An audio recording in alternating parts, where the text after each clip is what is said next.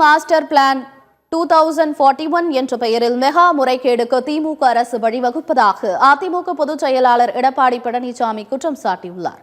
இது தொடர்பாக அவர் வெளியிட்டுள்ள அறிக்கையில், தமிழக அரசு அண்மையில் அறிவித்துள்ள கோவை மாஸ்டர் பிளான் 2041 என்ற திட்டத்தால் பரப்புகளை வேறு வகைப்பாட்டுக்கு மாற்ற வழிவகை செய்யப்பட்டுள்ளது என்றும், இது கோவை மக்களிடையே பரபரப்பையும் அதிர்ச்சியையும் ஏற்படுத்தியுள்ளது எனவும் கூறியுள்ளார். இந்த மாஸ்டர் பிளான் தயாரிப்பில் பொதுமக்களிடம் கருத்து கேட்பு கூட்டம் முழுமையாக நடத்தப்படாமல் கூட்டத்தில் கருத்து வேறுபாடுகளும் சலசலப்பும் ஏற்பட்டதால் கூட்டம் பாதியிலேயே நிறுத்தப்பட்டது என்றும், இச்சூழ்நிலையில் பல்வேறு குளறுபடிகளை கொண்ட மாஸ்டர் பிளான் வெளியிடப்பட்டுள்ளது எனவும் விமர்சித்துள்ளார்.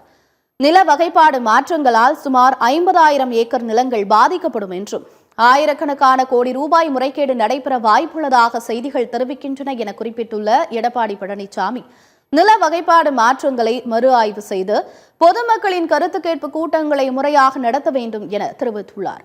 திருத்தங்கள் செய்து புதிய கோவை மாஸ்டர் பிளான் 2041 வெளியிட வேண்டும் என திமுக அரசிடம் வலியுறுத்தியுள்ளார்.